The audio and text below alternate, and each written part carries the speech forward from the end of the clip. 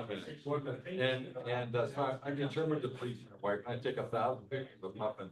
There's this little boat that's kind of about as from here to there, and it's floating all the way. It's going like this. I'm out there really high speed trying to catch that. I'm not surprised I didn't get sick. Yeah, I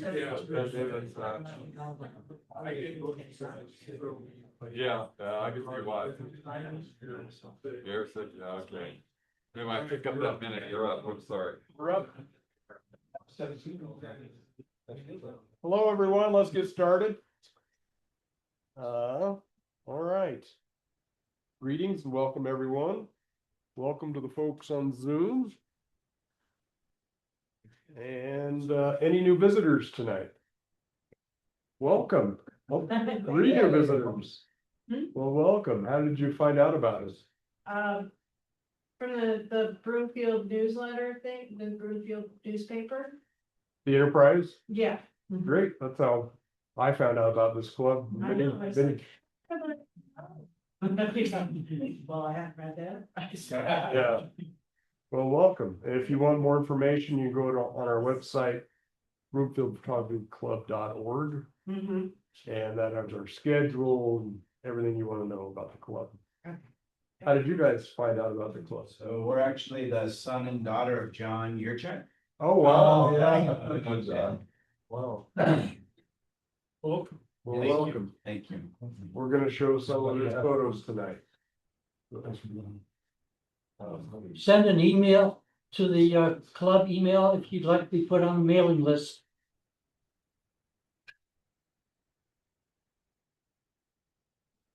All right, Jim Neville, any updates on our exhibit out here? Just, so we've had the privilege of posting our stuff in the Broomfield Community Circus, this row right down here, for 3 months. And so it is, we can't stay past the 31st, so at the latest, we'll take down our pictures at 6:30, the 31st, which is next Monday. But I'd encourage you, since you're here, to go ahead and take them down tonight. Just grab the ones you've had sitting up there for 3 months and just take them home. So, and then if whoever forgets for some reason, I'll be here at 6:30 next Monday, so we'll take it up. So You'll donate. Pardon me? And you'll donate them. Yeah, I donate them. Actually, I do my best to try and find you and contact and get you, but I don't. After you do that a few times, you start thinking maybe donations, not that kind of donation. Anyway, so next Monday and of course sometime. So thanks for. So our White Sands outing went well. We survived. No snake bites, and Dwight did a good job organizing and hosting us. So we had a good time down there. We're going to show a slideshow of our photos at a future meeting, probably November. We'll have time. So, Nature Fest was a success. Jim Jarling, Carl, and myself were there, and Jim was nice enough to bring nice coffee for everyone. That was a big hit. Yeah, you need a little favor, you know? Yeah. It was good. Especially for the parents with little kids, they're like, yes, coffee. So we gave out club stickers, buttons, snacks, and talked to lots of people. Over 350 people visited the event. So busier this year than last. The 2027 Nature Lovers calendar.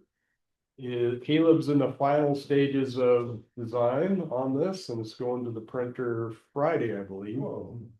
So, and it will be available for purchase at Broomfield Days. And I'm going to try to get Tara to bring some here. I think she'll sell some if she brings them here. Maybe the next meeting. Longtime member and friend John Yurchak passed away earlier this month. His children are here tonight. We're gonna view a few of his photos after the presentation, before the member photos, and he was an inspiration to all of us. He'd been photographing for so long and had so much knowledge and experience in photography. It was just amazing to see. You know, he had slides going back for decades. It's just really impressive to see his work. So he will be missed. Our next meeting is Tuesday, September 22nd. The assigned subject is architecture.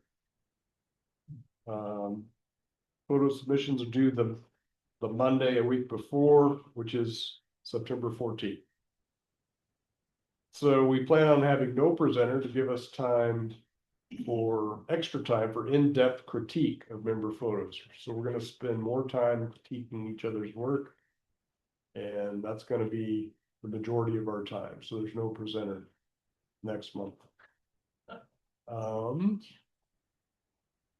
Please take a moment to silence your phones. And tonight we have member Mark Adler presenting on aerial photography. So we'll have a short break after his presentation. With that, Mark Adler. Okay. Then we talk about Broomfield Days for.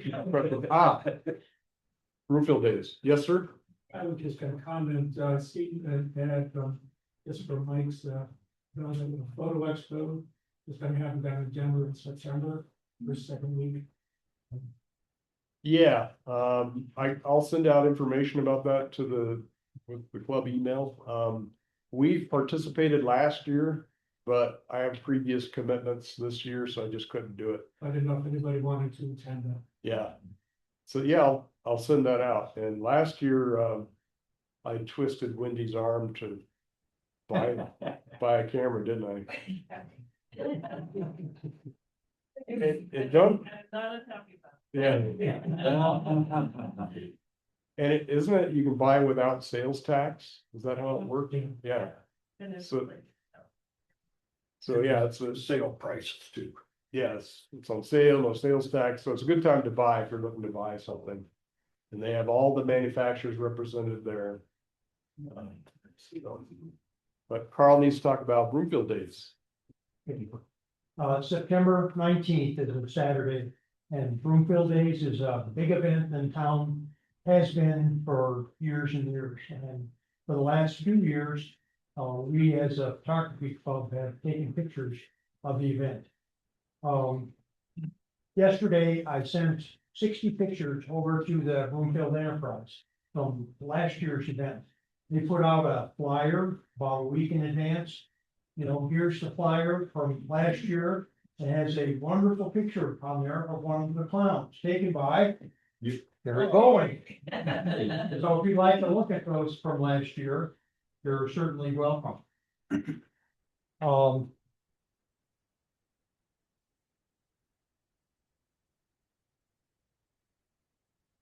My favorite thing has been the clown contest all along, but there's a lot more than just a clown contest. Done auto show, the parade, Mayor's Cup, the Bow Wow, and the Sister Cities event. Don't forget the dogs. Yes, Dogs jumping in the pond right, exactly. with the water. And I cannot do all of this by myself. I need help. So I'm passing around the sign-up sheet. And in the right side of it, it indicates preferences. So if you have something that you would really like to do, make sure you mark the preference and I'll, call you back and make contact so that all of the areas that we need covered are in fact covered. So I'll pass it starting with you. And then after the event, I get everybody to submit pictures of and I accumulate them and send them over to the enterprise. And then, the event is on Saturday. So not the next Sunday, the day after, but a week after.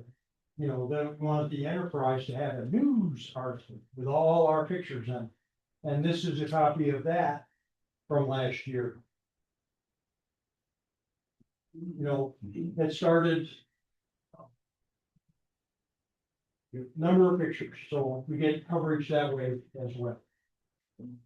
Yes. Any specific format for the submission?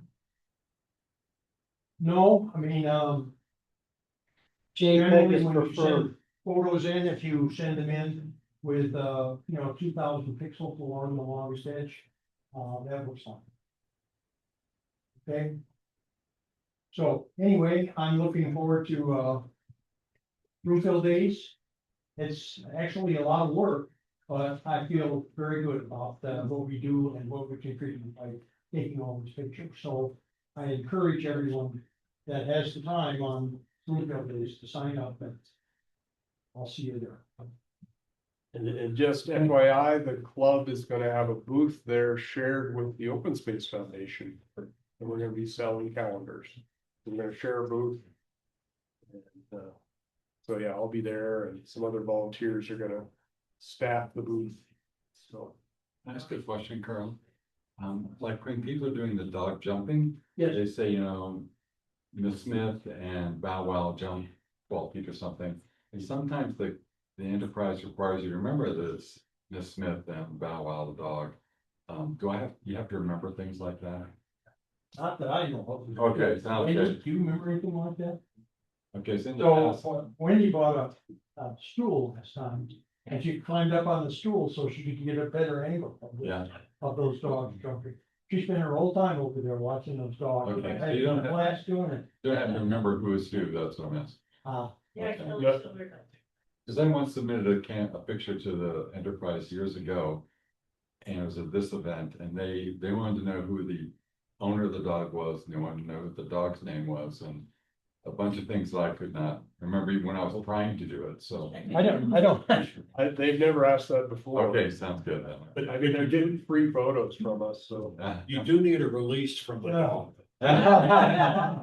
See, right here's the intro. Yeah, okay, Okay, and it just says photo by Carolyn Volter. okay, that's good, I Okay. remember that, so. Is Carolyn here tonight? No, I haven't seen her. I've got a camera for her. Could I get a volunteer to close the door and turn out the lights? I will turn it over to Mr. Adler. Well, thank you. You know, I heard years ago when you're nervous about speaking to envision your audience with very little clothing on. And I never understood how that puts you at rest. Yeah. But now we have a room full of photographers, and if you can envision them not dressed as they are now, what would you get if you took a picture? You got an overexposed picture. Thank you. I'll Will you stick, be here all week? huh? Will you be here all week? I'll stick to my day job. Okay, so this all started a couple of years ago. I kept after Phil, says, hey, can we get somebody to talk about drone photography? And he says, oh, that sounds like a good idea, you know? And said, Phil, can we get somebody to talk about drone? He goes, well, I suppose, I don't know. And so finally I gave in. And I said, okay, I'll do it. You want to cue the slides? And I think I suggested you do it. yeah, and okay, that's good. So what happened is I got started on this journey a couple years ago when I went on a photo tour with a incredible photographer, Mark Adamus. And he does amazing tours, and on the equipment list, it had the usual camera stuff and lenses and so on. Then it had recommended drone. Well, I figure, okay, I'm spending enough money getting all my required equipment and the trip, and I said, okay, I'll skip it this time. Well, there were 10 of us on the trip. 8 of them had drones. So I learned from that and started to look into drone photography and aerial photography, and it's a lot of fun. Aerial photography, you need, let's see, here we go. What do you need to do aerial photography? This is what we're going to cover.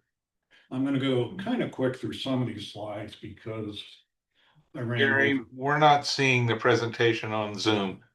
Oh, okay, hang on. I hate to do this to you, I'm but pausing my timer. that's okay. All right, I know I hit, hang on.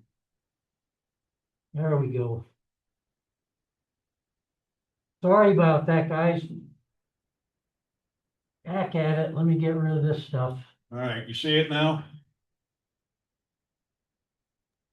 Not yet. It says, there it is. Okay. Now, you guys ask me questions, I probably won't hear you well, so you have to speak up. Okay, aerial photography. That's the click. Zoom does that to us. All right, I'll sit there, Gary. Now, there's gotta be a different way to do this. Zoom does strange things when you're trying to run external programs. Um, The arrows on the yeah, right. we're gonna have to do that, I think. Yes, there it goes. All right, let's see if I can do it. Something happens. Hold on, don't do anything. There it goes. There we go. All right, here's the topics. A little history, a little bit about airplanes, satellites, consumer drones, and we'll show about resources. All right, history of aerial photography. What do you need? You need a camera and you need a way to get elevated. Well, we had ways to get elevated before we had cameras. Cameras weren't invented until 1839. I know the guy's name, Louis Dagger. And then we had the dagger type, okay? But these were all wet films. You had to carry your big cameras, you had to carry the developer, the emulsifier and everything with you. So this is the first guy who's known by Nader to take a aerial photography using a balloon. And that's a character of him. The earliest surviving picture that he took is from 1866. But the earliest one is from October of 1860 of Boston. Okay, and now we get into the Civil War, and they were using balloons to scout out where's the enemy. Of course, they weren't using cameras, they're probably using megaphones. Hey, they're over the North 40.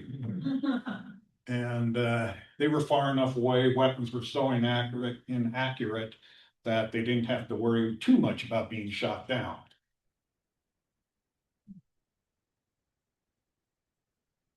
Whoops.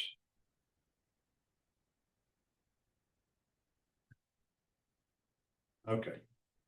Aerial photography, the first camera on a UAV, unmanned aerial vehicle, was invented by Alfred Nobel, who invented dynamite.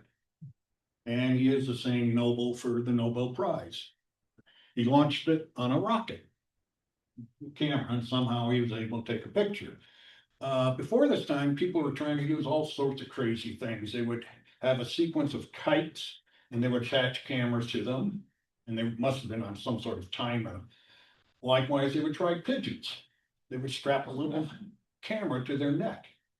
You can imagine what sort of pictures they had. Not very useful. They were used in the World War I or pre-World War I by the Brits, and in 73, the Israelis developed it for surveillance and scouting. And Hurricane Katrina comes along in 2006, and it was an important watershed moment for UAVs, because the FAA allowed civilian airspace UAVs to do search and rescue. That was the first time they did that. And then we get on to more drones, more drone history. The Predator drone with thermal cameras, these are, well, anyway, thermal cameras on the drones. They could take heat signatures up to 10,000 feet away. So you can imagine that capability. And remember when the Boston bomber at the Boston Marathon, they were chasing them, and the guy hid in a boat on land. And the helicopters were around there. Now, if they had a drone back then, they could have seen right through it and seen his heat signature. So there's a lot of good uses. And there are a lot of bad uses too. Satellites, we'll take a quick look at a couple satellite pictures. This is from Landsat 8, which was taken in Boulder back in March of 2013. The significance of that is this satellite was actually built by Ball Aerospace back in the day, right there in Boulder.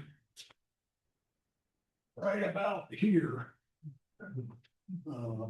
I worked for them back in the day, so. That was one of the earliest pictures that Landsat 8 took. Okay. Other uses of satellites. A company called Vantor, which used to be Maxtor, which used to be Digital Globe. Okay, they're still out there as Vantor. I think it's private equity now. But this was from the Spokane fire recently this summer. And if you actually go on their website and find the pictures, you can move the slider back and forth and you can see the before and the after. It's really amazing.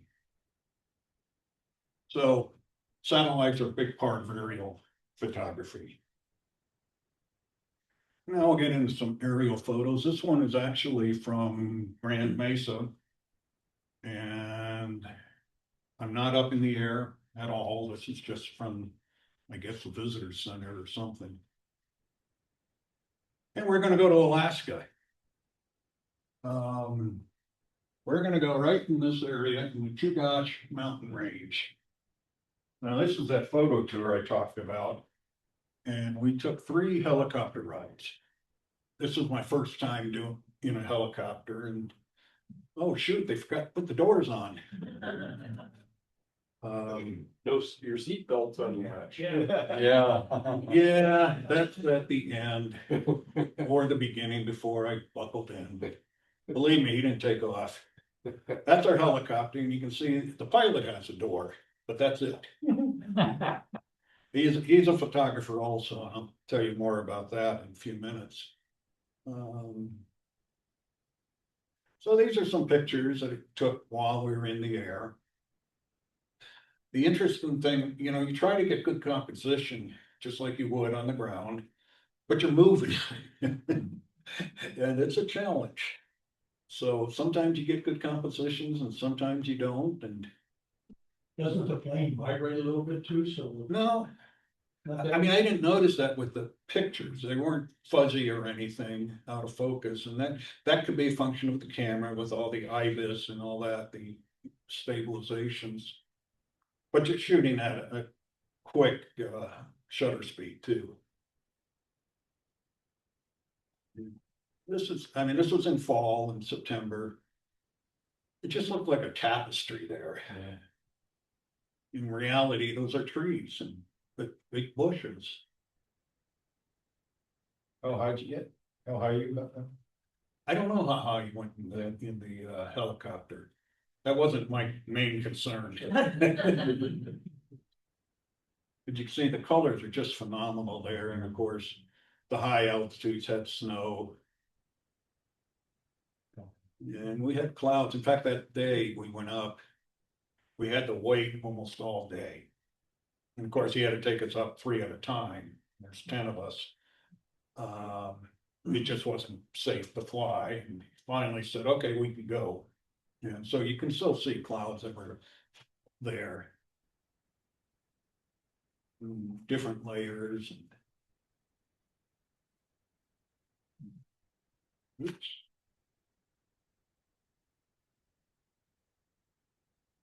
That's glacier runoff.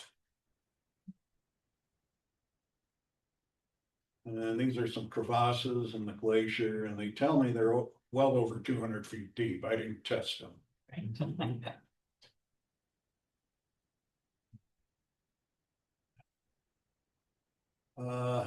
Here you can see the length part of the glacier. I mean, it's like 12 or 26 miles long. It's just huge. And I did get a part of the strut there. Proves I was in the airplane, helicopter.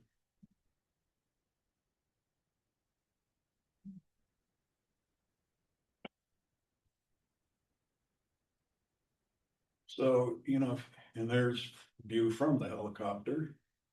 I was in the back seat. Just beautiful colors. This one, I was actually, we had landed on the glacier, on the mountainside. It was pretty flat and the pilot landed, and so we could take these pictures, which were nice, and you can see here, you know, all this is the dirt and silt that's built up on the glacier, which you can see here, so it's a pretty thick layer.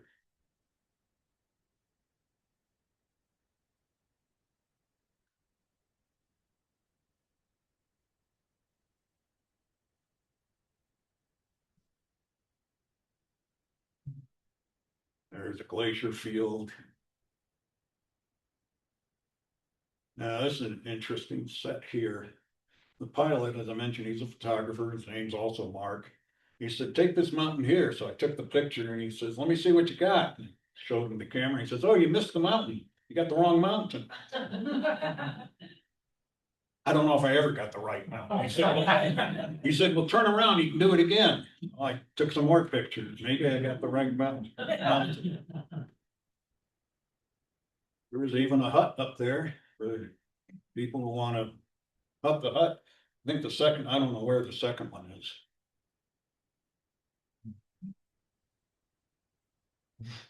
Here's a silhouette shadow of the helicopter.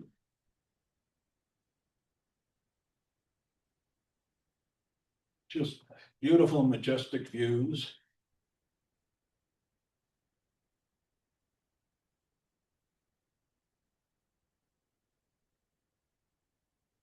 And again, you're just flying along, taking pictures and hope you get some sort of decent composition. And you get your exposures somewhat close. Here's another crevasse. And there's a glacier field. I don't think we're that low to it. I'm pretty sure we're quite a bit above it. This was a lodge we stayed at called Sheep Mountain Lodge. It's very nice accommodations. If you ever need accommodations up here, that's where to go. And of course, you can get Mark as your pilot too. Okay, now we're going to go into drones, or consumer drones. And I have a couple up here. This one's mine. This is a DJI Maverick 3 Pro. This one's John's. It's a little baby, but it does a hell of a job, I'll tell you. It's a DJI Mini 4, right? Mini 4 Pro, yeah. Mini 4 Pro. The difference is the weight. And in 250 grams of above, There, you're Okay. jumping ahead. he'll tell you all that. Jumping ahead, John. Back in 2013, now I'm going to concentrate on DJI simply because they have 80% of the consumer market. And that's what ticks off the administration. That it's a Chinese company. It's an interesting company. It was founded in 2006 and the first drone wasn't released to 2013, and that began the modern craze of camera equipped drones for consumers, for people like us. Interesting fact, DJI owns Hasselblad. They Camera on that is yeah, also blocked. yeah. So that's why on my camera, on my drone, I actually have 3 lenses, and we'll get to that. Now, who controls where drones can be flown? The FAA, not Broomfield, not Boulder, but the FAA. They do allow locals to make some restrictions. So, and we'll get to that. This photo was out in Utah at the Mars Research Station. Yes. So, if you got a drone, before you want to fly, you got to figure out where are you allowed to fly. Best way to do that is to check out these apps, and it will show you some maps and where you can fly and where you cannot fly. Where can you not fly? Within 5 miles of Rocky Mountain Metro Airport. Okay, and other airports. Another place you can't fly is what they call a temporary flight restriction. And you get those over, Boulder, every time there's a football game, or in Denver, when there's a baseball game or football game, there's a 3 mile radius you can't fly during those times. You can't fly over people as a general rule. And then crowds of people, obviously, you can't fly over, because they think these things are very dangerous. And they can't be. So here's a Broomfield general flight map, which you would get from the app. Here's where we are right now. And when we zoom in on that, you can see better. We are just on the side of the 100-foot ceiling. We can fly a drone here up to 100 feet. But on the other side of the road, I couldn't fly. Zero. And then as you go further out, I don't know why they do this, but then they say 400 feet, which is the limit anyway. Oh, it's that Jennifer Airport is that. Yeah. Yeah, if it's proximity to the airport. Approaching, yeah. And further away from the airport, go higher. Yeah, but you get 400 feet anyway, so why do they need to call it out? Right. I guess it's easy because it's a circle, right? So we owned a home in Lacamora, the Right. field where they, and they wouldn't let us fly a drone to get that recording to show our home. Realtors do that, they fly a drone Yeah, over yeah, the home yeah. to get a pretty picture. Phil does that. Can you get approvals in that area? You can if you request in advance. It can take several weeks to get approval. Okay, And most real estate agents don't have that much time, so. yeah, okay. So yeah, I live right here. I'm in the 100-foot. Carl's still in the 100-foot, but not by much. He's almost zero. So you gotta look at these maps. You gotta know where you're going to see, are there restrictions? Now, whoopsie. All right, in Broomfield specific, you're not allowed to fly gas-powered aircraft, remote-controlled gas-powered aircraft. Flying small electric aircraft like a drone in any of Broomfield's open spaces. Now, yeah, be polite, don't do it. But the way you can do it is you launch from outside the open space, fly through the open space, and land outside of it again. Those are legal. I wouldn't encourage it. Now we have a remote control airfield park here in Broomfield. It's located at the northwest corner of Lowell and 144th. And there you can fly up to 400 feet. And this is a picture from the controller on the ground showing what it's like there a little bit. All right, now you got a drone. Now you know where you can fly it, but can you fly it? As John was talking about, under 249 grams and under, those are just for fun. If you're flying just for fun, not making any money, or letting anyone else make money off of you. You got to keep it within a visual line of sight. How far do you think you could see this? Not very far. You can take it a mile away and you can still control. Yeah. You lose ear on, you lose eye on, but you get great pictures through your controller a mile away with that drone. Yeah. I've seen it go 3 miles. I mean, And then to 3 miles away. over, Big ones have better transmit rate. That's yeah. yeah, he's got a fixed lens though. Right, you don't have to zoom it all on. You can't zoom it in and out. It does some, but not much. Okay. Not much. So, Over 249 grams, 0.55 pounds, you need to take a little silly test called Trust. It's online, it's free. Or maybe it's $5 to get the registration, I think. And again, still just for fun, personal enjoyment. And again, visual line of sight, don't make any money on it or try to make any money on it. Then you get to the big boys. up to 55 pounds. And those, you need what's called a Part 107 license to operate. You also need a Part 107 license to operate if you want to make money. And Phil's gone through that arduous process. I haven't, maybe someday. So other drone uses. I mean, you think of it and they do it. Broomfield uses it for police calls, fire departments, search and rescue. You can imagine sending a drone up from the top of the police building, zooming out to a call, being able to assess before the police actually get there, and say, how dangerous is this? You know, we've got weapons, people fleeing, is it a car accident, what's going on? It's incredibly useful. Another thing I've seen is high-rise firefighting. Ladders can only get up to about 8 stories. So maybe with the hose from there, you get another couple feet.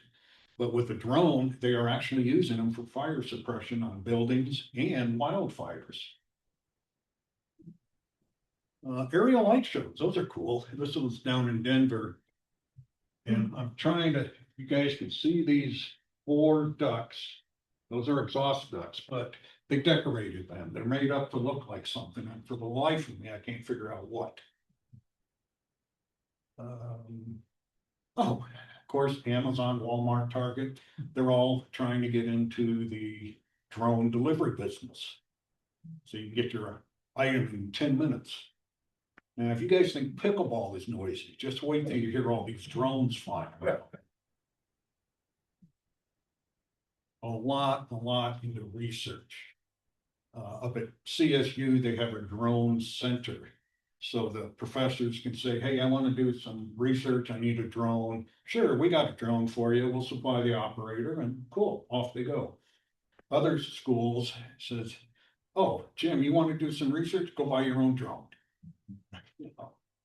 Get it all licensed. Surveillance. My neighbor right across the street works for a company that does power line surveillances with drones.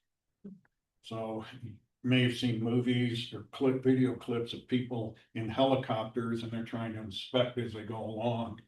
Now they use drones. Adams County Fire Rescue has their own drone support truck. I'm sorry, who? Adams County Fire Rescue. Yeah. And it made the news, there was some guy who had built his camp inside a bridge. It's like an opening that actually died in there. And they could fly it inside the bridge. Yeah. Because there was so much smoke, they couldn't see anything. And it's got a thermal imaging camera on it. Yeah. Yeah, they're doing And incredible. the truck, they've got a 27-inch screen where they can watch what's going on. Yeah, they're doing incredible things with them. Okay, my drone, this is kind of interest to you photographers. Oh, wait, we're all photographers. Okay. Mine has 3 lenses, 3 separate lenses. There's the wide angle, which is equivalent to 24 millimeters. That's a Hasselblad camera. Takes great pictures. There's a medium tele, 70 millimeters, and a longer range tele of 166. And you can see the other parameters there. The interesting thing is if I put this in what they call Explorer mode, I can go magnify zoom up to 166 times. I'm sorry, 28 times. 28 times up to 24 millimeters. So that's getting out there. That's way out there. You can shoot in auto, you can shoot in manual. Yeah. What's the sensor size? What's the sensor size? The sensor size. I'll look that one up.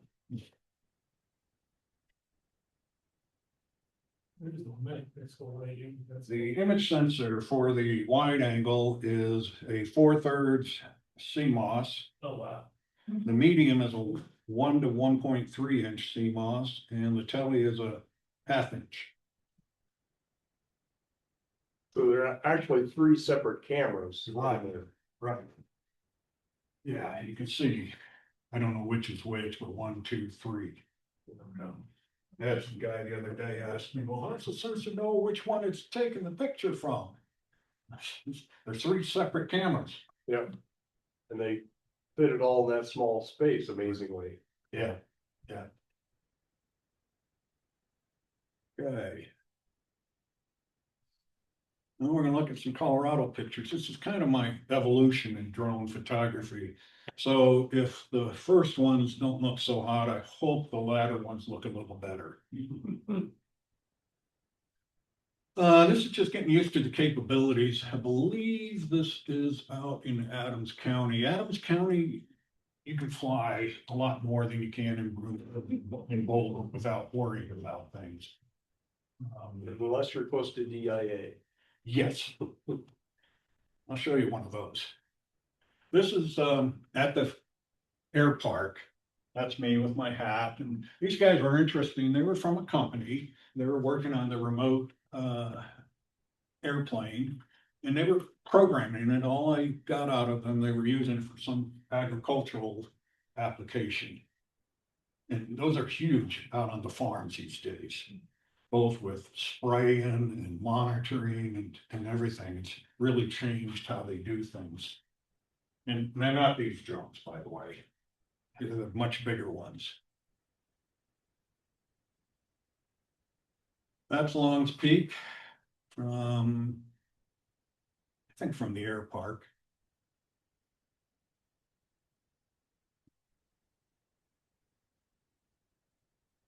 Now this is from the air park. This is on the wide angle, looking at Holy Family there. You see, that's not too bad. But now we can zoom in and, you know, it's just amazing the zoom capabilities you get. And of course, if I were so inclined, I could actually video from this point where I am and get good scenes. I don't do video much. John does a lot of video. He really enjoys that. This is a oil pad out off of Sheridan and okay, I gotta start moving. Sheridan and the highway there. Got all our ducks in a row. Like, you know, they're in arcs. Actually, those are geese. Excuse me. Got our geese in a row. This is out in Adams County, looking downtown. Oh, this is just up in Jefferson County, just flying around, getting used to our cameras and our equipment. That was a red barn out there, and it did say no drones. And I'm in the parking lot. I said, man, I really want a picture of this red barn. So I just went up 10 feet, took the picture. Took this picture of downtown. And you can kind of see in the upper right there, or upper left rather, there's some round structures. Those are the radio domes, radar domes from Buckley. They are actually another no-fly zone is over military bases.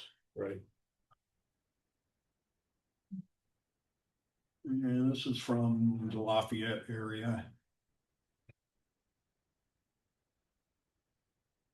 This is actually wild grass. This is a little panel. And by the way, you can take panoramas with the camera. You tell it how many you want to take. It has a set number, 3, 5, 9, 15, 21, something like that. Yeah. And then you stitch them all together. This one's a 9-shot pano. One of the things with panos, you're probably going to get a lot of sky.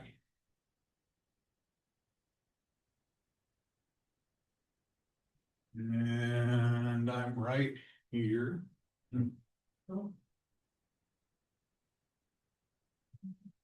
That's another 9-shot. That's out in Adams County doing some construction, you know, see if your workers are really working. This is again out in Adams County. John and I went out there one day and had some fun.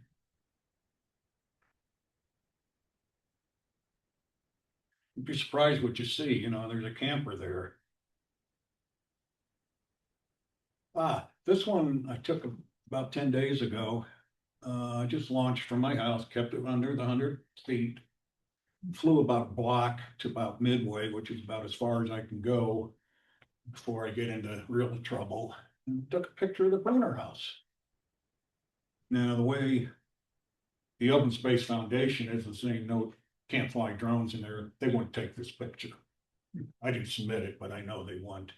Here we are in Boulder, Chief Niwot there. This is a panel, I don't remember how many shots. And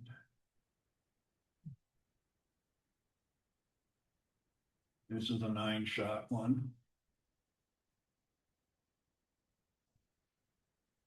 Another 9.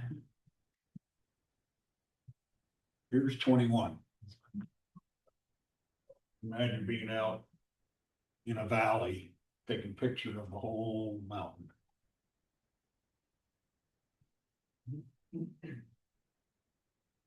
This is up in Gilpin County last fall.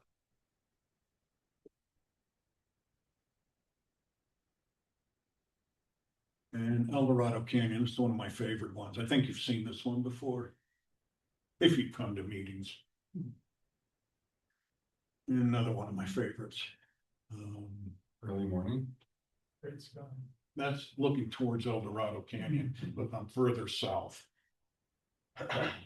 Not over open space, by the way. This one's not over open space. Yeah, that's the Milky Way. That's Bill and Mike and I were out in Last Chance. Yeah. And with our cameras and taking it, I had the drone in the car. And when we're all done, I put it up again about 10 feet or so. Had a light, could see it the whole time. And I said, but what do you think you get in your control with?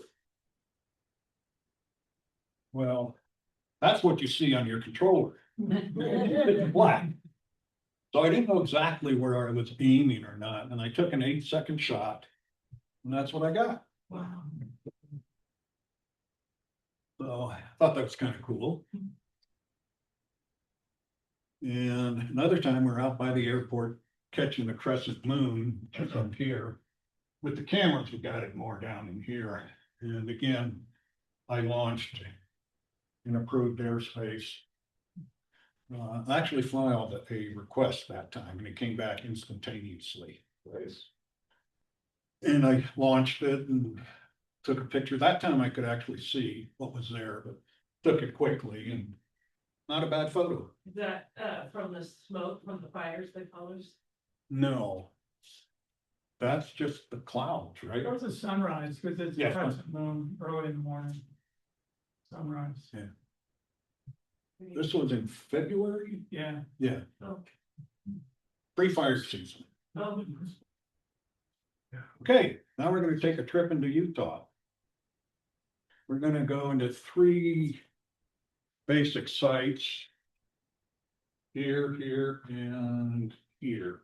Fisher Towers, people who go out would know that. This was on a trip, another photo trip, but it's for drones specifically.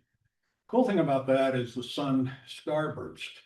So as the sun goes higher and higher, you lose the starburst, right? Well, with a drone, you can kind of match it and keep going with it, extend the starburst time. So that was fun, something I learned on my own. And there's another starburst. See, I hope I'm getting better. You are. Yeah. This is what it looks like when you're on a drone tour. Everybody's looking down, watching their controller.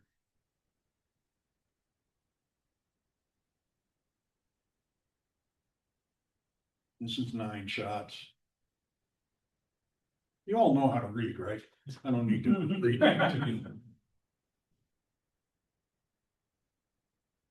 you. I mean, drone photography in Utah is beautiful. It's just incredible what you can do. So when you say 9 shots, but yet you have relatively a square, is that 3 by 3? Well, yeah, it takes 3, 3, 3, but not in that order. But then when you stitch it together, then you kind of, play with the edges to get. So you're taking a rectangle or you're not taking a linear? No, it's not linear. It's the way it does it, and I don't know the exact algorithm, but it'll take one here, here, here. It doesn't do them all in linear sequence. And then you go into the software, you put it into Photoshop, Lightroom, Luminar, or PT GUI is the one a lot of people, is the best one to use from what I've been told for stitching. And then you can stitch it together in the different formats, whether it's conic or spherical or whatever. You can I just also used auto. just take a horizontal panorama just by taking a shot, rotate, take a shot, rotate, take a shot, rotate. Yeah, I've done that and stitch them together. You can get it one big long panorama. yeah. Can you do that with 3? When you do it with 3 shots? I'm just doing it manually, just rotating the drone and taking a shot. With the overlap. Yeah. Yeah, and you leave it in the same position, you just move the gimbal a little Yeah, you bit. just rotate the drone, leave it in the same spot, yeah. Yeah. Drones are amazing that they can stay stationary. Exactly, they're real stable. Yeah. They claim in perfect conditions, their maximum wind speed resistance of almost 27 miles an hour. Now, sometimes it won't let you take off because of the wind. Yeah. I've had that happen. That's Factory Butte, named because somebody thought it looked like the woolen factory building in Provo. It's amazing what you learn when you start to make a presentation. This is a bacon strip. Yeah, absolutely. Blue bacon.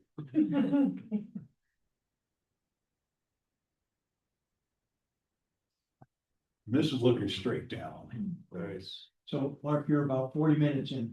Good, I got 10 left, right? No, 5. That's good, because I'm getting towards the end.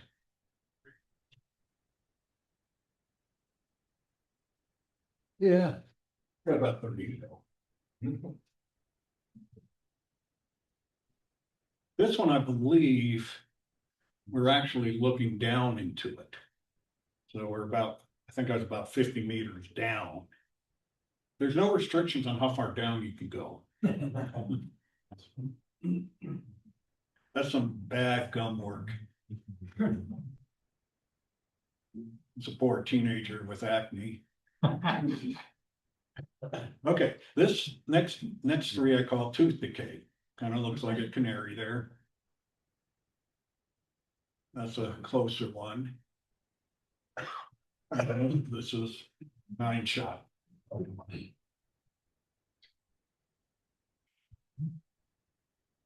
John took this one of me, and I'm oblivious to everything around me when I'm watching the controller. And there's John. This is Moonscape, where we camped. John was kind enough to take me out there back in the end of June, right? Yep. And Yeah, no, it's, probably that is my truck.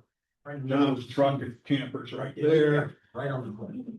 And The the reason I show this one, I saw a picture on Instagram or somewhere, guy sitting right on this edge. Would get me doing that. Not at this age, anyway. This is what I see on my controller. There's all sorts of things on here. This tells me I'm in the telly. I'm shooting in auto. I got plenty of space on my card. They're micro SD cards. -1 EV. Right, -1 exposure. Yeah. Yeah. This kind of tells me where I am relative to where I stood, which was H for home. And my height is 23 meters. I'm 165 meters out. And I can see it the whole time. My battery strength, it says I'm at 20%, and I got about 5 minutes left. It's kind of like your gas gauge, you know? It tells you when you're empty, but you still got gas. But when it says 0, it means 0. This is a view of Factory Butte.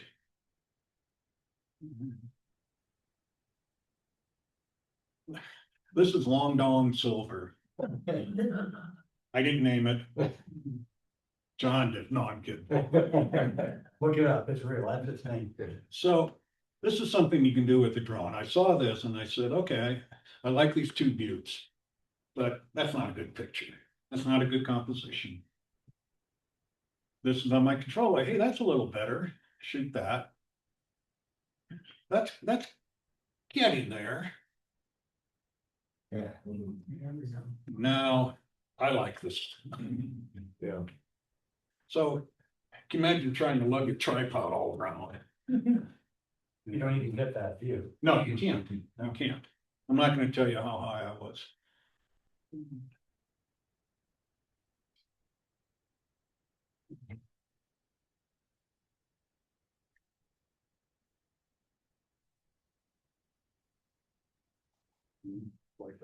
I did do a video of this, of kind of climbing up there and then turning around, but Gary doesn't like to do videos. No, Zoom doesn't. Present them, yeah. This is out in Fisher Tower. Yeah, that's obviously one of my favorites. Now I'm gonna take a real quick side trip to Patagonia. I didn't go there, I was supposed to go in April. But the guy who leads the tour, Mark Adamus, has got an incredible photo. He's got a lot of them. This one, they've spent days trying to hike in. This wasn't on the tour when he was scouting out things. Spent days hiking in. They're hacking away with machetes and the whole 9 yards. And they finally can't go any further. So they kind of back up, throw the drone up. Oh, my gosh. You can see that's not mine. So, Wow. anyway, and here's some resources, if you're interested in finding out more about them.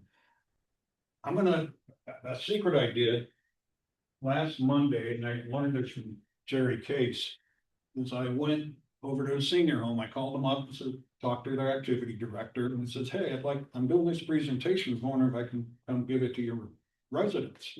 He said, sure. We set up a time. Last Monday I did it. And it was a lot of fun. Got some kinks out. I realized it was too long and had to trim some stuff. And so they love to see stuff like this. If you got some presentations together, call up a senior home and talk to their activity director. It's good practice too. So. You're on overtime. You're on overtime. Good, I'm done. Yes.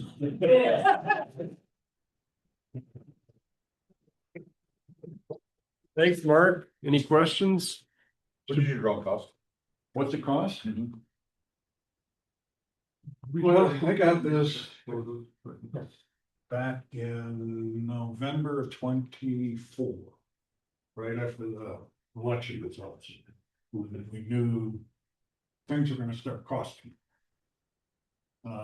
Especially from China. So I bought it then and bought what they call a Fly More package. It came with a controller, another set of blades and some other stuff. 3 batteries, 2 extra batteries. which is clutch. Yeah, and I've actually got 5 batteries. Yeah. Together, and a charge, higher wattage charger. And at that time, it was about $3,000. Now you can get something like this I paid for, $700 for the Yeah. flat for that. yeah, probably today is 1,100. Yeah. So, and there's a lot out there, you know, so. So we're gonna view some photos of John Yurchak and some of his photos that he's submitted over the last year. Over the last year or so, Okay. this is actually a picture that I took back in 2017 at Belmar. Is that Lou Severson there too? Pardon? Is that Lou Severson? No, sitting at their Dennis Stover. Oh, okay.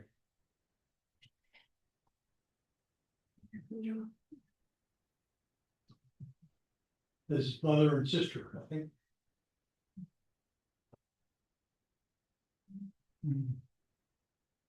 Now, these are John's pictures.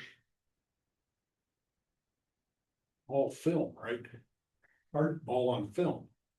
A lot of them he scanned from film. I don't know which ones exactly. No, I don't either. But, you know, and then towards the end, you know, he was trying to convert everything from film over to digital. Right, but he took them with a film camera. Yeah. Right. Yeah. Right.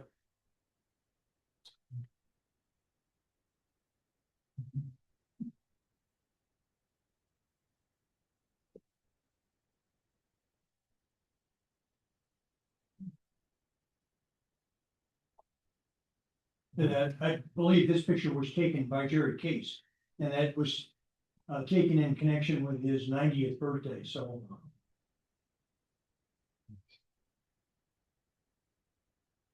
Why, that's twice, I don't know. Tetons. Reflection. Nice reflection. Oh, wow. I think John has shown this cat on a couple of occasions. He's got several frames of that.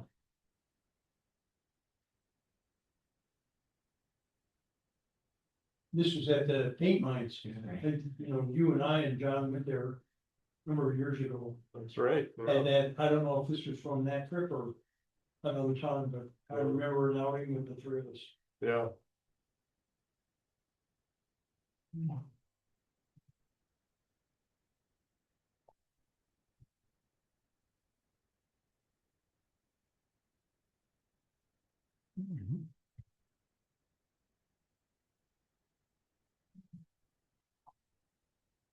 Niagara.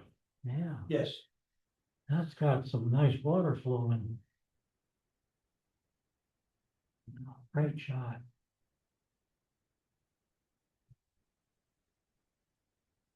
That's it.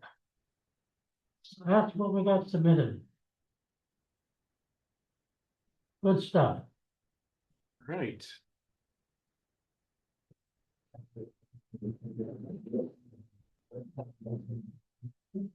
Well, we'll take a short break. Anyone want to say anything about their experience with John, their friendship? Yeah, I just want to say that, he was one of those people that, was really encouraging, especially with the youth photography showcase. And I think it wasn't even on my radar per se. He was like, let me tell you about this. Let me get you to submit for it. And one of my photos ended up going to the national conference that year. And I think it was as much of a treat for him. And he just loved that. So I look back on that. I think he was one of those people who was kickstarted my photography hobby. Wow, that's great. That's great. So a couple of things, one you mentioned is digitization, I think he was successful. I think the number is like 180,000. Photos. And some of those are manipulations of the same subject, right? But Yeah. he's got, I don't know, 9 terabytes worth of digital stuff. Wow. And so that, and also the image from Jerry Case, for anybody that came to the funeral, I think Jerry took the picture that we featured on the program. Oh, nice. Nice. And then the last thing I'll say is, so we've got a whole bunch of framed pictures from him. We're not exactly sure what we're gonna do with them. But we may donate or something, so maybe at one of the meetings or something, and maybe we can coordinate a way if anybody's interested. We can bring some, and people that are interested can have them, so. We haven't exactly decided, we have a whole storage unit full of photography, we need to go through, so. Yeah, exactly. And then similarly, his camera equipment.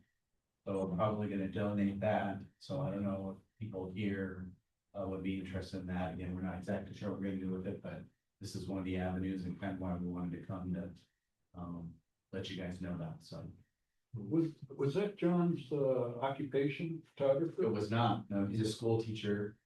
He taught industrial arts for 32 years, like, shop, metal, plastics, wood, and photography is just his hobby. Wow. Yeah. He calls it the sinkhole for all of his money. Unfortunately, we can all make obituary under Rundus Funeral Home. So if you'd like to know more about John and his personal life, you might go to Rundus Funeral Home and read his obituary there. Maybe you send out a link, Carl, that'd be good. Or Send out a link, I'll send out a follow-up email with that link. yeah. Yeah. That would be- then, you know, Facebook.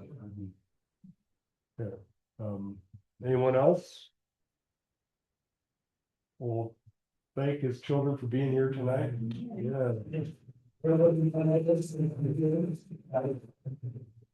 Yeah, glad you could be here. And for his photos, one idea, just thinking out loud, is we could put them for sale at our next exhibition. I don't know, Jim Neville, if you think this would work, Sure. It would work. and we could, that would raise money for the club. Cause we have no, There's a member, funding source. we have no funding source, so we're all donations, so, that would be an idea. Something It's a to great think, idea. It's a something to great think idea. about. Yeah. All 188,000 up there. I think we're limited to what, 30? Not 35. There's 17 strings, I think. Yeah. Not bad for a hobby. Yeah. Multiple pictures of all of us with his nature and photography, you know, Lots of family photos. lots of family trips and stuff, so. Oh, cool. Well, be sure to save those. I have a funny story. So we went to the Denver Zoo when the bird exhibit, I can't remember what it's called, started. And a bird landed on probably, I don't know, 10. A bird landed on my foot and starts pecking at me. And he's like, wait, because he's trying to take a picture. He barely left it on the back, that's pecking a hole in my shin.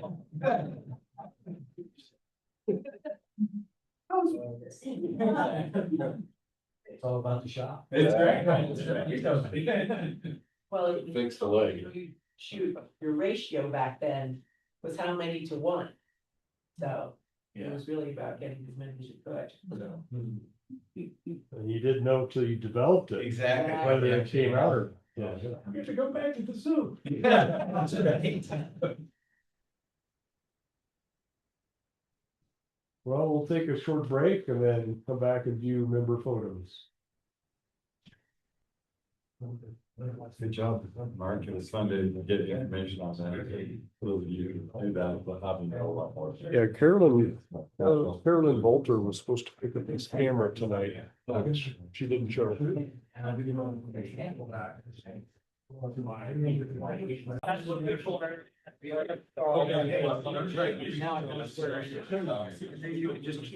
Carl, I just one more, Carl. Yeah, just one more time. I'll take Yeah.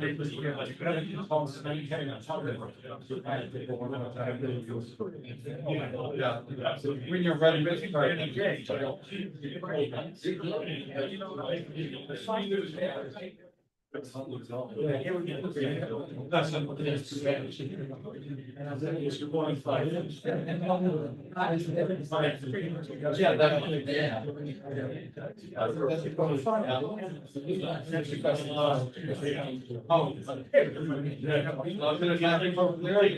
No, that's,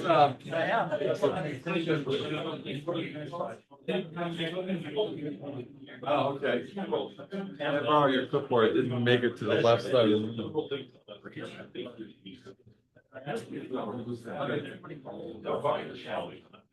Yeah.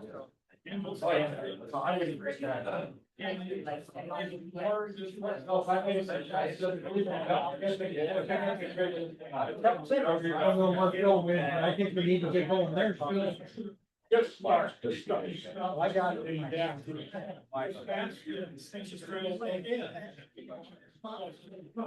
Ready to get started? All right, let's view our member photos. So that class.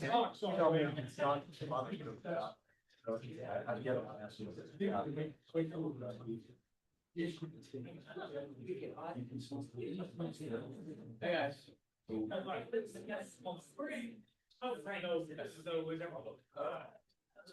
That's awesome. So here we go, assigned photos.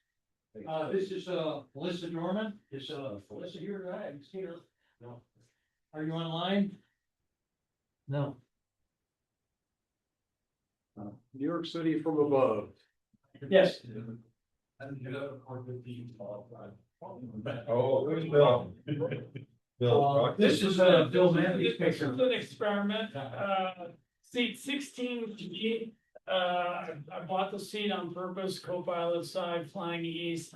Knew the Milky Way would be out the window, and was a 25-second exposure. Gary, you can look at the. I don't hide the data like John does, but 25-second exposure from the airplane, and the only tricky thing I had to do was cover the window with a blanket because there was some internal reflections, but I was really shocked at I'm amazed it's not a bird.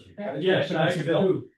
the plane. It was a 777. That thing was rock solid. I mean, it was crazy. You can see galaxies and all that. Did you handhold it? No, I set up a tripod.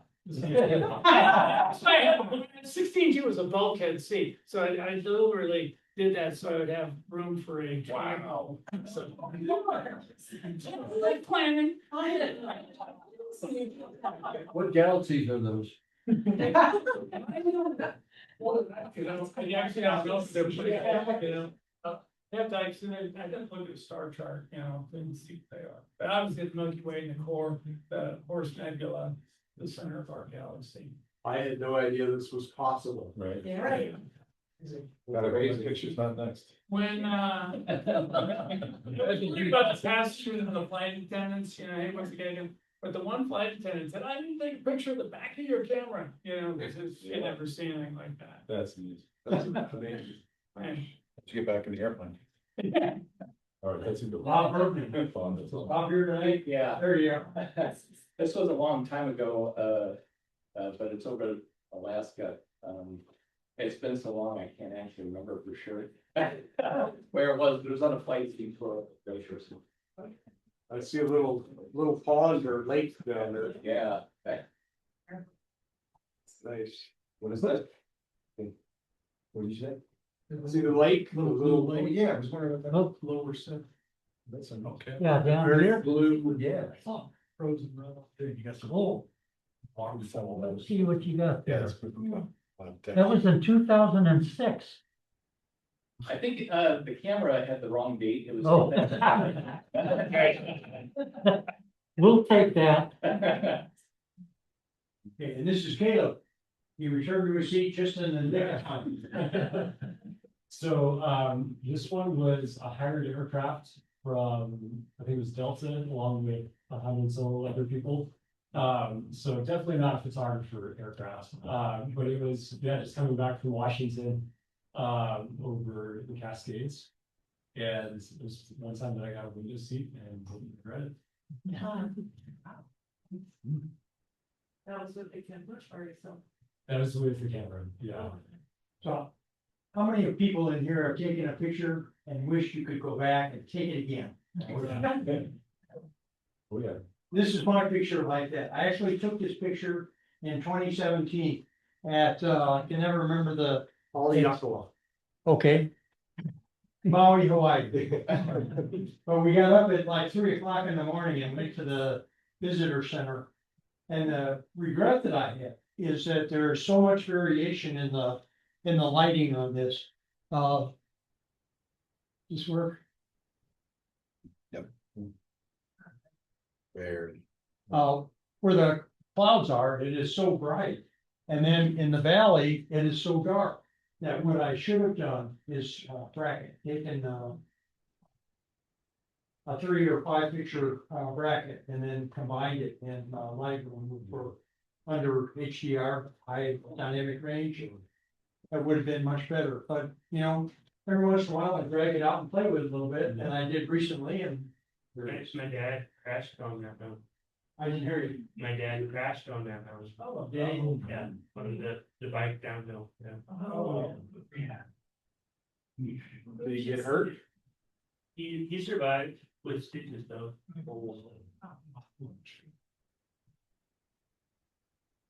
This is Carolyn Bolter. She's not here tonight either.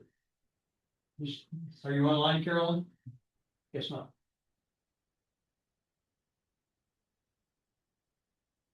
Charlie. That was on Saturday. I should have focus bracketed the box on the left, but I was not really inclined to get over to the ledge or really try to place my tripod. There, I have like a slight fear of heights, so, that's a vertical panorama. Handheld. Where is it? Oh, Lost Gulch. Oh, it's like 15 minutes west of Boulder. It's So, like sort of on nested that in- like set. Flagstaff, Yeah, Yeah, yeah. yeah, whatever that is, yeah.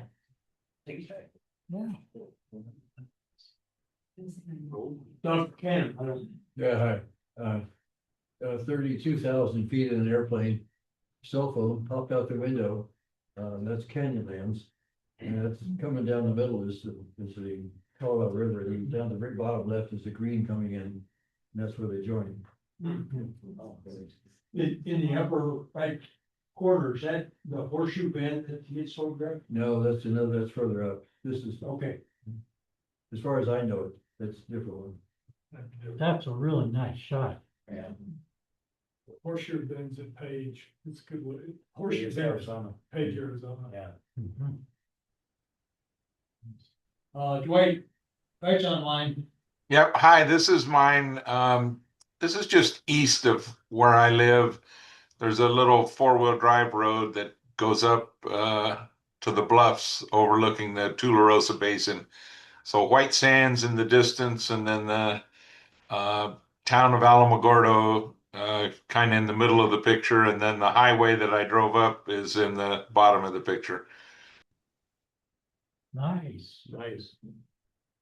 Do we get to see this one in your next presentation? Oh, I think there's some other ones that are a little more interesting of White Sands the next time around. All right, look forward to seeing it. Gary. So I'm up on a balcony and this guy's down below me. That's all. It's from a high place. There you go. That's it. This was over at Red Rocks. Oh, yeah. Yeah, the airplane photographers would have liked that one. James Clark, James here. Hey, There you are. yeah, I haven't been fortunate enough to go up in a helicopter or plane or anything. I don't have a drone, so this is just hiking around by the Sea Lion Caves in Oregon a couple summers ago. But just a special feeling, you know, to be up above the birds and kind of like the background. Usually, I just get sky behind these guys. But it's just a kind of nice touch. Yeah. What kind of birds is that? Pardon? What kind of bird is that? It's a triple culture. So Nancy. Yeah, Arlie. Oh, hey. Yeah. I also don't have any fancy tools but this is the highest, I guess I've ever been. This is the top of Bierstadt. A few years ago, that's my brother and my niece, Emily. But yeah, I took it literally from above and I thought, well, where have I been? Yeah. So that's it. Out of my 14 years. Instead of 8 years. So there's a great and quite a bit easier hike right across the street from your set Okay. that goes to a series of lakes. It's, I'll think of the name of it, but it's like 5 miles out and back and not more than 1,000 foot elevation. But you can see your set. Yeah. And it's a lot easier. Yeah. I took this one, through a tour bus window, so I had a really hard time getting rid of the, color cast from the window, but, we were just driving up Mount Evans or Mount Blue Sky and, stopped to see this boat right there. So, John, read. I've been to Nine Hills in, Utah, it's, Hanksville, drone shot. Perfectly aligned with area photography, yeah, that's the colors, it's crazy. When you're down on the ground, you see horizontal lines. You know, when you're up in the air, you see rose patterns. When you fly down the gullies, I have a bunch of videos flying up those little canyons and gullies. It's just really crazy colors and cool stuff. It's an amazing color. Good sunny day brings the color out. This is a archive photo. Our good friend Joni Goodwin took this picture and Gary stuck it in. That'd be good next month too, architectural. Yeah, nice. Kate Holmes, haven't seen Kate tonight. No.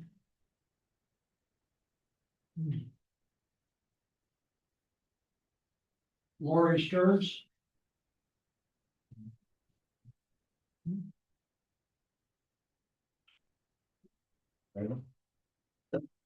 Mark, there's a blow up you saw earlier. You can see those four exhaust vents a little better there. Oh, this must be like. The Easter Island. Easter Island heads is what they're decorating. Ties? Yeah. With neckties? Yeah. No, that's the nose. That's the Easter Island. Oh, Yeah. Oh, No. okay. So there's actually another set of those. You can see them from the street, from Arapahoe and Spear. Mark, Took off in balloon and here comes one up from underneath, so I go, I better take that shot. Good conversation. No, it was north of Boulder when we first took off. Oh, gun barrel. That might have been the gun barrel area. It's been a long time. That was actually over a lake. That's. Hi, Erwin. Bill and I hiked up to Flat Top in Rocky Mountain National Park. Very early morning. Is the smoke making a Smoky morning. Yeah. Got some bows coming. Great. Mike Ghost? Ghost. Yeah, this was years ago from Dead Horse Point overlooking Canyonlands. That's the Colorado River down there. So early morning, right after sunrise. Nice reflection in the river down there. Right, shadows too. You can see the shadows of some of the buttes Yeah, on the rocks. yeah. That's cool. Bill. This is a drone shot. Straight up from my house and sunrise. I like the long shadows of the trees, the buildings, and the full moon in the winter. And so from my house, I can fly 400 feet. You go over this farm, it's 100 feet. But you gotta know that, it doesn't tell you that. And then this farm it's called the Miller Farm. And the city just bought this property about a year ago. With open space money, so it's likely going to be open space. So it's 100, that's Sheridan and 136 are those cross streets there. Oh. Phyllis. This is, I had something totally different picked out, and then when Phil wrote and said it's gotta be from a higher place, I'm like, oh, that's not high enough.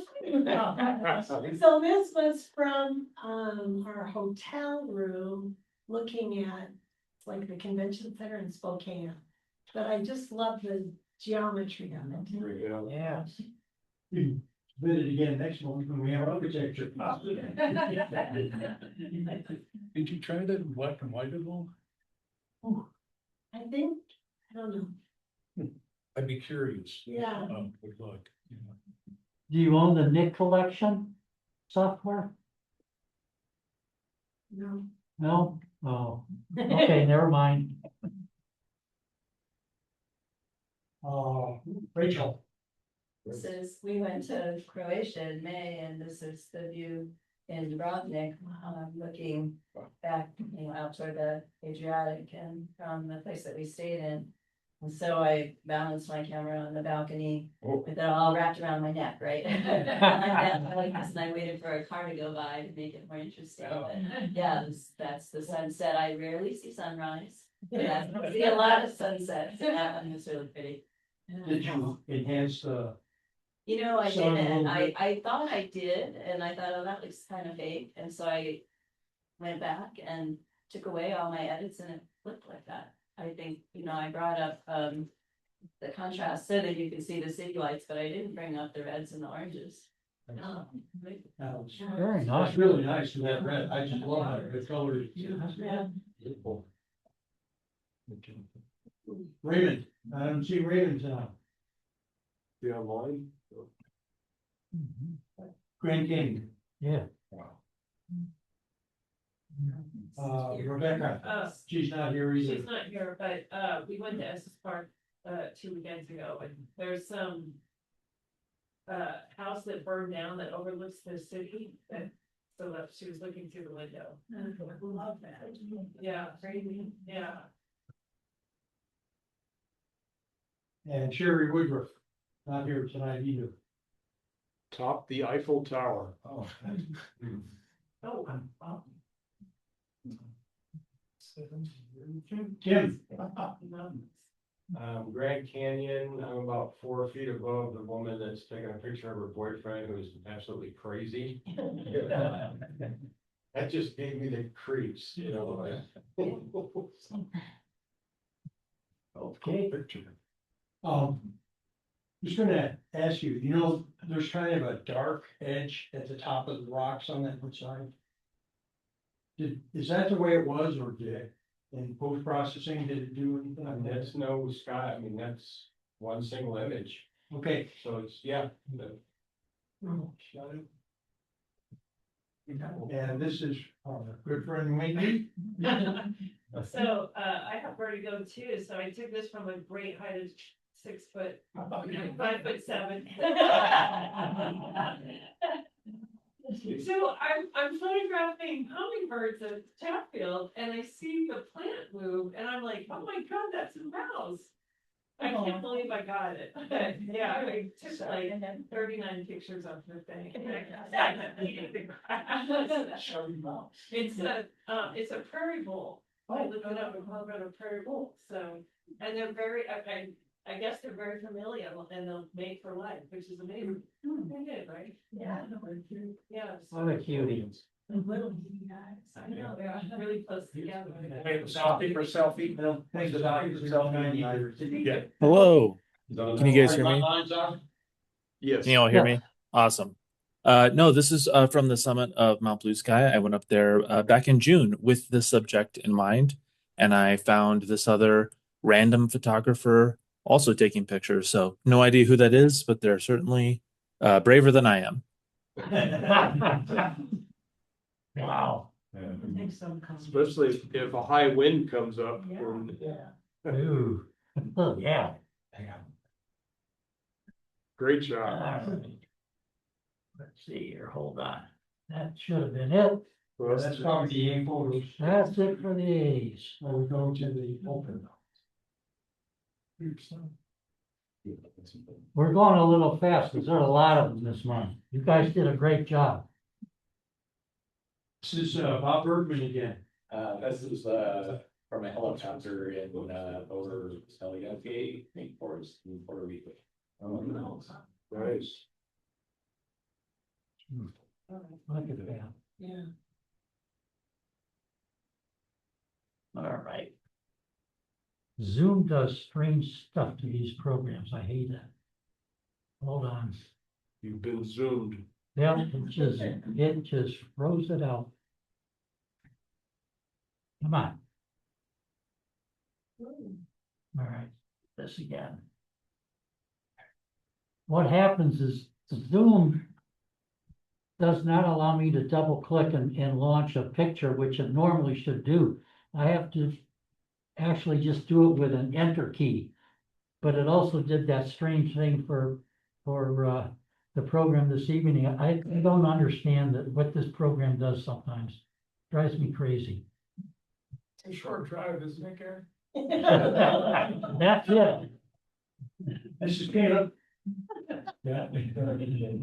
This was kind of an opportunistic just street photography thing up in Lovely.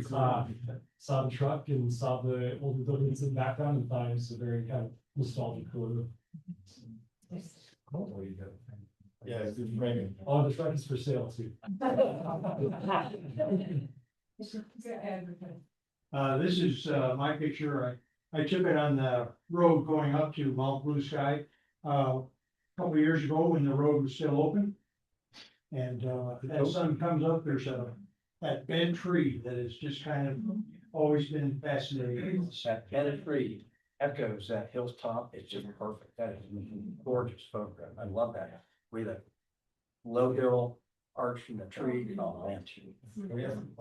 Gorgeous. Yeah, nice composition. Very nice. This is Carolyn, who's not here. Nice photo. Yeah. And Charlie. So my thought, when they're submitting this was like, how many of the people here have this other? My grandkids are in mine. They were hanging over the rail. I got that. Yeah, it's about the but yeah, I went to Mesa Verde a few years ago. I thought it was really cool. Doug. Yeah, that's the Pawnee grasslands from Drummond. They're really, it's a beautiful spot, just up, it's right ahead of business, so those views are spectacular. Yeah, the last time I went, I actually went with John Yurchak one time. Okay. But, it's got all of these wind farm along the edge there. And to me, it just kind of takes away from, photographic. I was Desirability gonna of go the the- trouble of taking them all out, but I said. Yeah, I suppose you can. Oh, I can see. Or if you show up in this photo. Do they graze it They or? all come on at the same Pardon? time. Do they graze it or? do They they- do. Swear to God. It's open. It's, well, I don't think there's any crazy latex or. Oh, God. We should work it. I'm wonderful. Dwight, you still there? Yeah, I am. This is Cordova Harbor. This is a harbor in Alaska. My son and I were fortunate enough to be able to take a fly-in fishing trip, and this harbor is only accessible by air or boat. There are no roads to Cordova. And this was out of our 1955 float plane that we were flying over into the clouds to get to our floating cabin, which was about 100 miles away from there, I believe. Oh, Cool. did the plane rattle when it flew? Oh yeah, it shook like a I don't know what. It was I had been in small planes before, my son never had, and he said afterwards that he worried the whole time we were there fishing about the trip back because it freaked him out so bad. Would me too. This is Gary. That was on the big Dry Creek Trail, and he's down in the little ravine, so I'm looking down at him and he's looking up at me. Wow, That's pretty. great shot. James Clark. Well, this is just from my wife and I's trip to Boston a couple weeks ago, but won't go off theme here, but we really enjoy cemeteries and history, and so I got to see some of the old ones. No, this is getting down now, yeah. Totally hard. Well, you're above the guy in the grave. Hope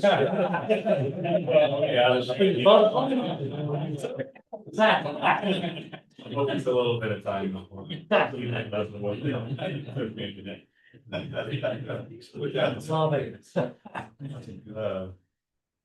Jim Barely. Oh, yeah, this was, I meant to submit this, last month with Light and Shadow. It also worked for this month as well, but that's Great Sand Dunes. And there's, you can see a few people down there too. Nice. Yeah. Joni, They took these in, Fort Collins, they have, CSU has a trial garden. Yeah. I don't know if anybody, if you like to take flower pictures, it's a place to go. They have a whole city block full of flowers that they plant for different companies, and they try to see how they work in Colorado. So these were new hybrids, zinnias. Wow. beautiful. They look great. Yeah. Is that macaroons? Yes, I did that with my macaroons.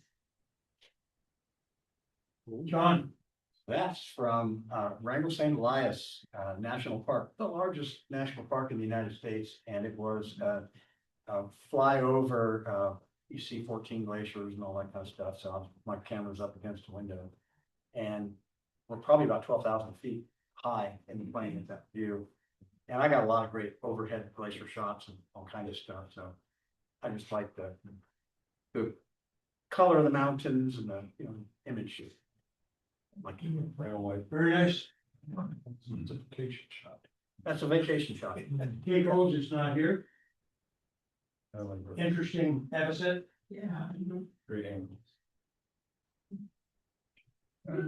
Mark Bunch. Doesn't look like I'm above, but I am taking this almost straight down from a pier in California. I mean, I just love the way the water's in front of him and it's just action. And if you zoom in, his cheeks are all puffed out. He's working it hard there, so. Oh, yeah.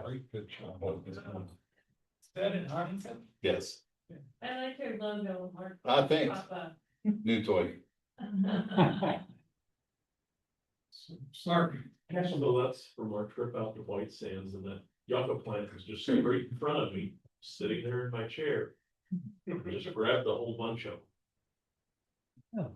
You know, could you change that and use kind of the rule of thirds on the plan? Probably in the lower right or lower. I liked it right in the middle. Okay. Because it makes it's very stationary, and everything out there is very still. That's why I put it right in the middle. Okay. And Mike Irwin. Just another one on that same hike, my brain was stuck on the whole. I enjoyed that, I like layers. Nice layers. Yeah, you know what the colors are. Besides, I think Tim was in the picture. Mike Ross. This was at the butterfly pavilion. And this guy was just sort of sitting there looking like he was taxiing, ready for takeoff. That's why it's ready for takeoff. Oh, What kind of lens did you use? It's a 90mm macro. So Nice. That's gorgeous. Yeah. Nice. Bill, so this is an aerial photo of the whole near Spanish Peaks in southern Colorado. Also for sale. Twilight shot. Actually, this is my brother's house. Him and his wife built this years back. Gorgeous view of the mountains. So there are windows on the other side of views of the Spanish Peaks. So did you use the drone on that one? I did. That was a drone shot. So Ellis. That's my view from above. So sweet. Thank you. Yeah. What's your name, Mochi? Michi. Michi. Rachel. Also from Boulder, no, Croatia again. This is, every town you go to has a cathedral with a bell tower, and we climbed pretty much all of them, and this is in Rogaine in northern Croatia. Yeah. Whoa. Raymond, and Raymond's not here again. Brown Palace. Brown Palace. High tea at the Brown Palace. Oh, yeah. Yeah. I was somewhere. Yeah, his description on was high tea at the Brown Shop. There you go. Oh, that's beautiful. You even have a piano player down there. Mm-hmm.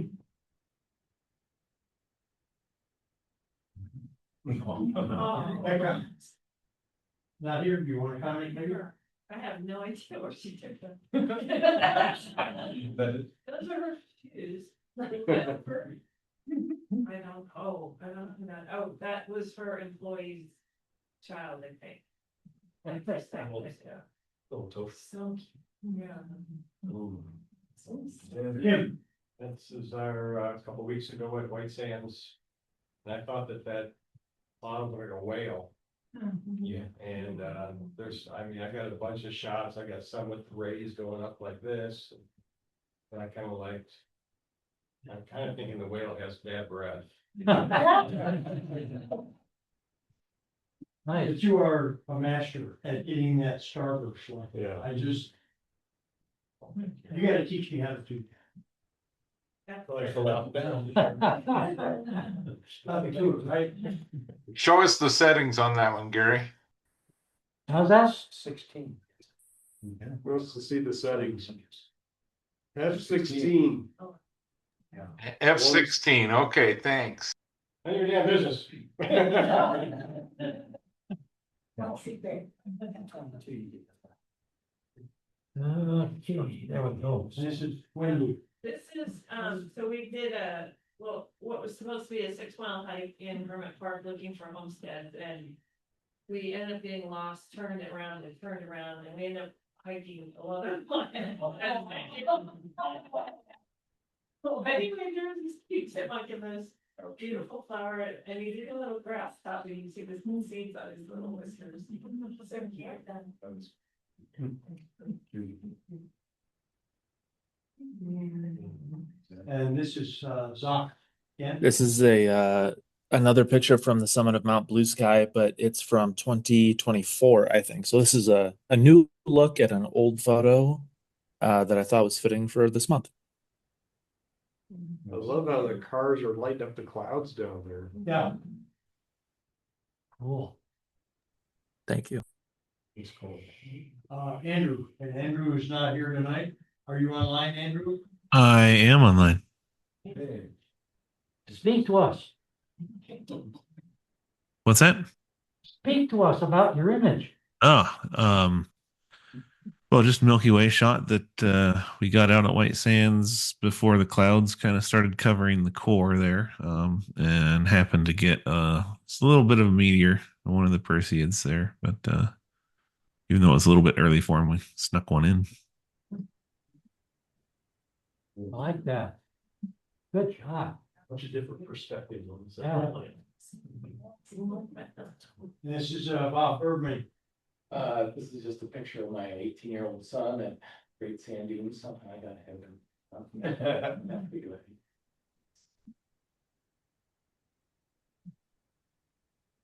Okay, that's fine. Yeah, this little guy's at the rock cut, on Trail Ridge Road, and, all the way down on that south side, below the road, just that whole hillside has a ton of them, so. Is here we it can where see this toilet's are? Are that just across. Yeah, yeah, I know exactly where you. Yeah. And so they were just, yeah, they were going all over. So this was probably taken from at least 20 feet above.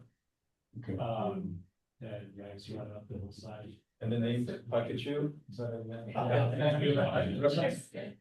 Pikachu? That's great. This is my picture again. This is actually taken at Summit Lake, but at the end of the lake, there is Chicago Lakes overlook. And, you know, of course, it was originally taken in color, but it, I think, looks better black and white than it actually did in color. You have that storm in the background and an interesting cloud structure. And so it's another one of the old pictures that you kind of resurrect and play with. Charlie. Visitor Center, Rocky Mountain National Park, 10 millimeter, horizontal panorama. Yeah. There used to be a golden eagle that would hang out at that location. Yeah, I think there was like a flycatcher that I took a picture of that day, which is not the golden eagle.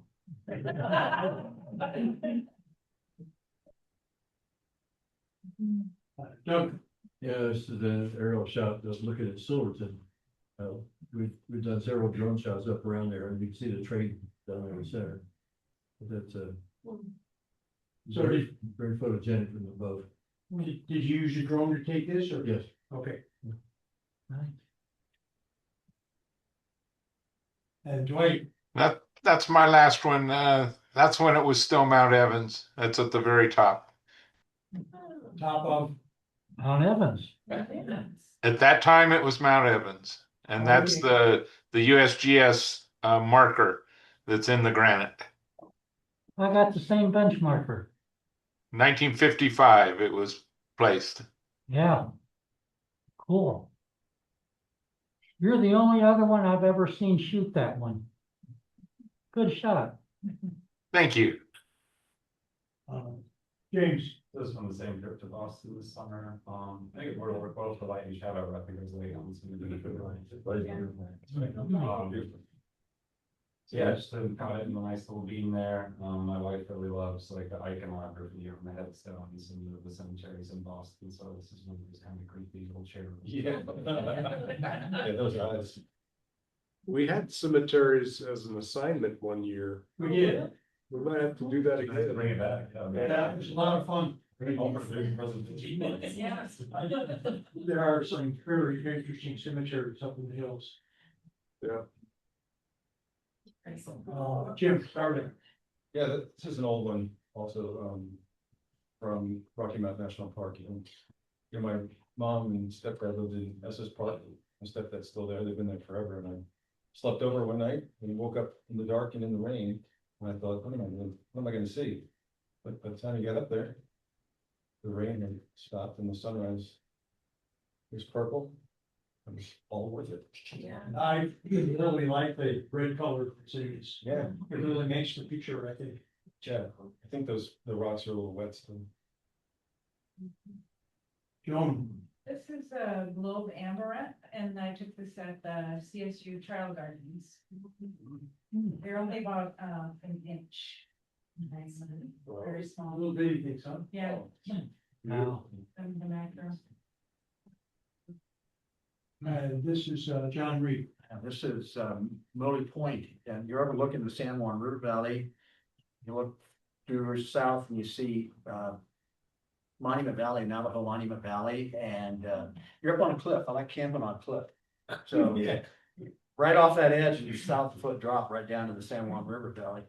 So I got up and I was drinking a cup of coffee, and my camera was just sitting there hammering away. And I made a cool time lapse of the sunrise from that point.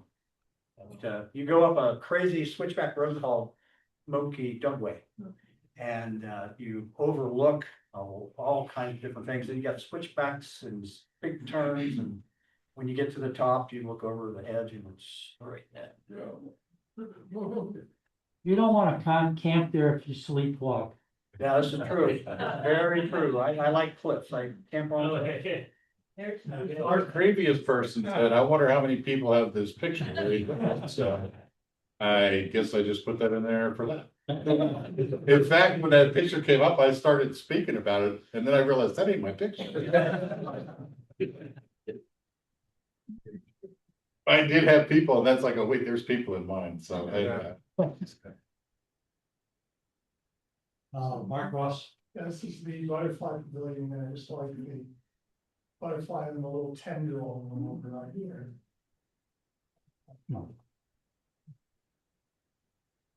Bill. This is a drone shot, and I like the patterns of the aspen. Yeah. And he needs it as veins of gold. It does. Yeah, I think it's very helpful. They look like, looks like lights.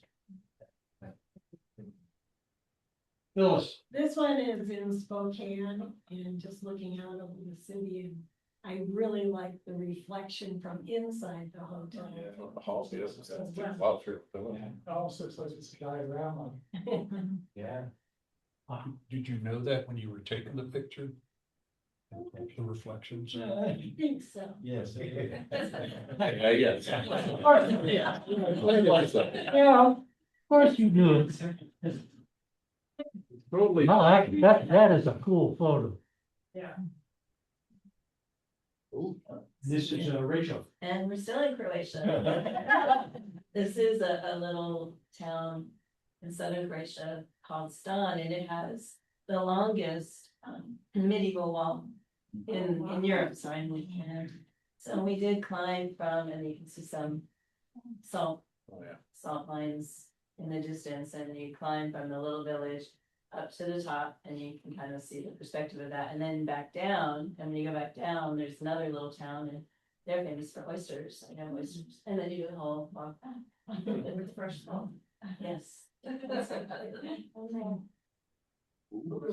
Raymond is not here. Hotel staircase in Genoa, Italy. Me. Architects. Next month.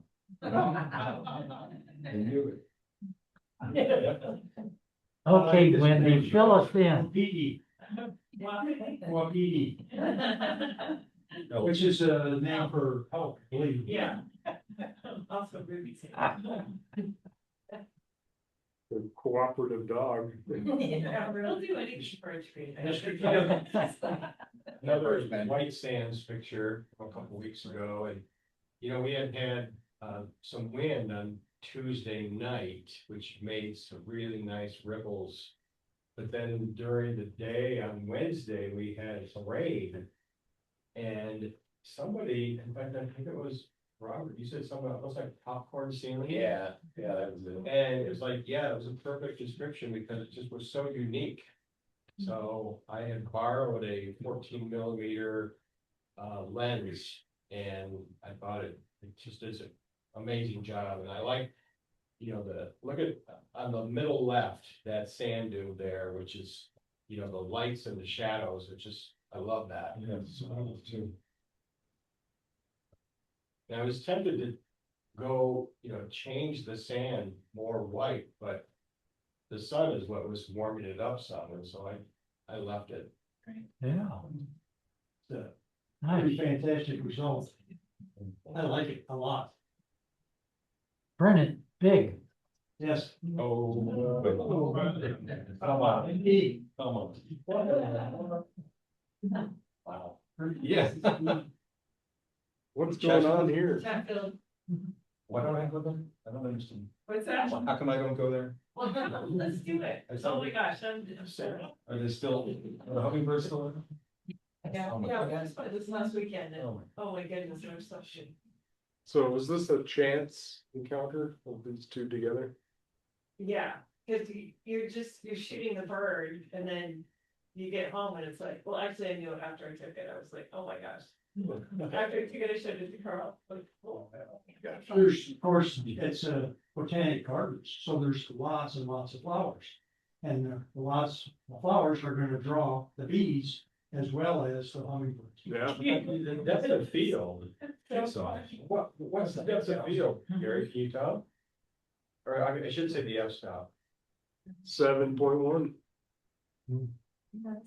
Amazing. Yeah, it's so sharp.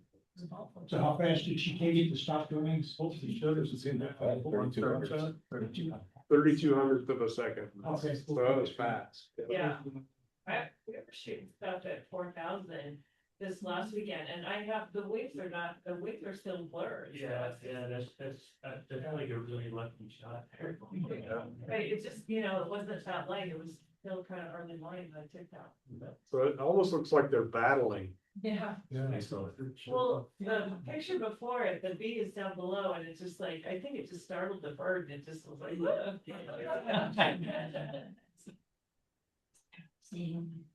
This is Zach again. Zach, are you still there? I certainly am. Thank you. So going from Wendy's 1/3200th of a second to this picture, this is a cumulative 15-minute exposure from my driveway.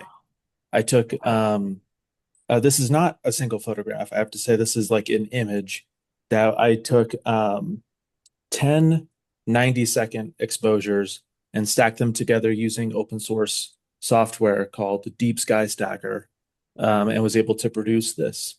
So this is fun. It's a fun experiment to run, and I'm excited to do it again. Nice. What was your focal length of your lens? This I took with the cheapo 75 to 300 millimeter lens that I got with my Canon Rebel T7 back in like 2020.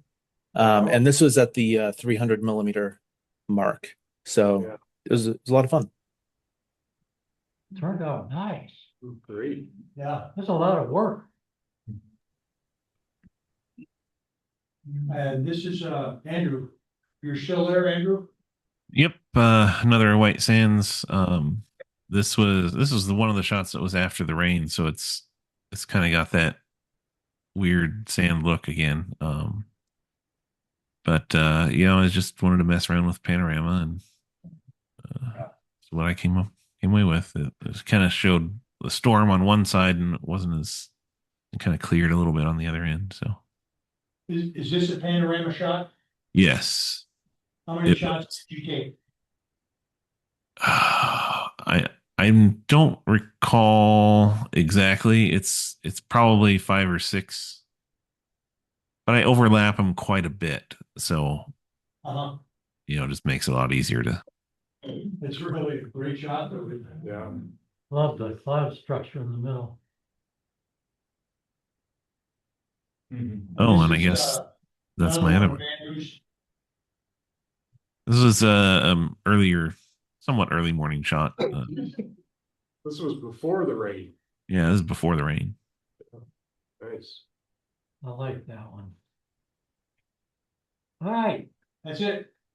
That was a lot of pictures, folks. Yeah, we kind of went long today. Yeah, Great stuff. 5 minutes to 9, so. So I hope our new folks enjoyed being here this evening. Come back and bring your own pictures next time. Hey, thanks for running the Zoom, Gary. Yeah. Okay, Zoom folks, thank you very much. We'll see you next month. There's a lunar eclipse Thursday night, right? Visible from here. Wow. Yeah.